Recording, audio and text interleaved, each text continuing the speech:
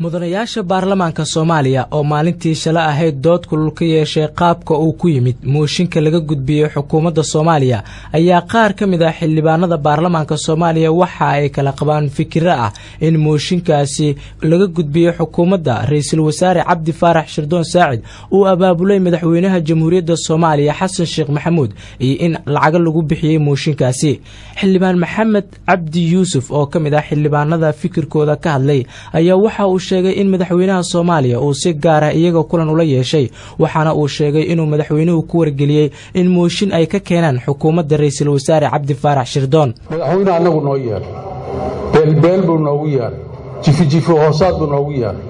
wuxuu yiri xukuumadda ka geeya mooshin ka geeya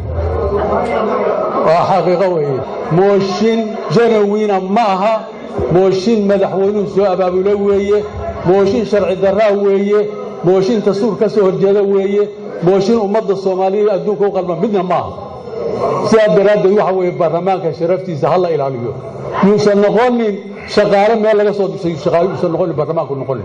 yuusan adeegayaal noqonin xildhibaan Cabdi Axmed Dhuxlow ayaa isna waxa uu shaaciyay in madaxweynaha dowladda federaalka ah ee Soomaaliya uu xaq u leeyahay inuu dhaliil ka gudbiyo hay'adaha dowladda madaxweynuhu wuxuu xaq u leeyahay hadday baarlamaanka wax ka qariban yihiin inuu toosiyo dhaliilo xaq u leeyahay haddii xukuumadda wax ka qaloocan yihiin inuu dhaliilo oo toosiyo xaq u leeyahay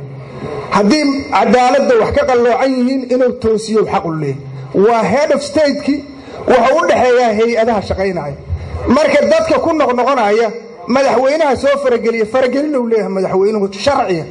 oo hay'adaha uu ku dhaliili karo Cabdiraxmaan Axmed Suge oo isna ka mid ah mudanayaasha baarlamaanka Soomaaliya ayaa waxa uu hoosta ka xariiqay in mooshinka laga gudbiyay xukuumadda Soomaaliya in lacag lagu bixiyay sida uu yiri waxaan ku soo jeedinayaa gudoomiye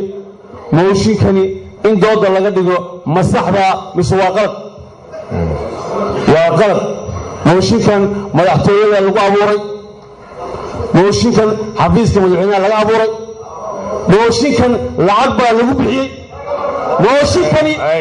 dulmi baarlamaanka lagu jibinayo ayuu wataa xildhibaan Cabdi Xaashi Cabdullaahi ayaa isna waxa uu soo jeediyay in sharcigan lagu saleeyo si sharciga mooshinka laga gudbiyay xukuumadda federaalka ah ee Soomaaliya baarlamaanka Soomaaliyana waxa uu soo jeediyay dhaliil wuxuu leeyahay baarlamaanku laba aqal buu ka kooban yahay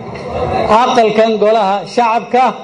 iyo aqalka sare lama hayo sidaa la ajligeed meel la geeyaa ma jirto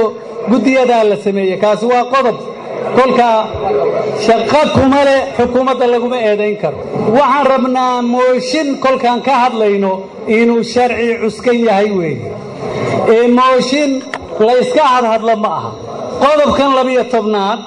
isagana ma khuseeyo xukuumadda waa baarlamaan shaqadiisii galay kulligii waad haysatiin akhriya maanta ayaa lagu wadaa in xildhibaano ka badan 40 ay soo gudbiyaan ooraahdooda ku aadan sida ay u arkaan mooshinka laga gudbiyay xukuumadda Cabdi Faarax Shirdoon Saacid uu hoggaanka ka yahay haddii aad doonayso guri yar haddaad doonayso guri weyn iyo meel baaxad weyn oo lagu noolaado jikadoo casriya iyo weliba beerta nasashada oo aad u ballaaran iyo guryaha iridda weyn laga gala kadibna ay guryuhu gudaha ku badan yihiin dhismahoodu ammaankooduna uu sugan yahay intaba waxaa kuula diyaaray sharikadaasi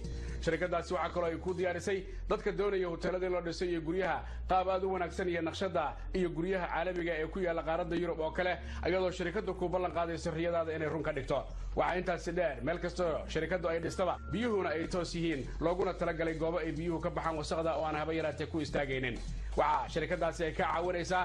in korontadu ay si toos tahay waxaan meesha ka maqnayn air conditionkii iyo weliba qalabkii qaadaya qiiqa iyo awoodda enerjiga iyo xagga korontada ka timaada cadceedda weliba leerarka korontada laga dhaliyo dhinaca motorada wixii faahfaahinana waxaad kala xiriirtaan